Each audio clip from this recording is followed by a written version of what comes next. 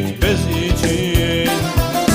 Yaz dostum, boşa geçmiş ömre yaşam denir mi?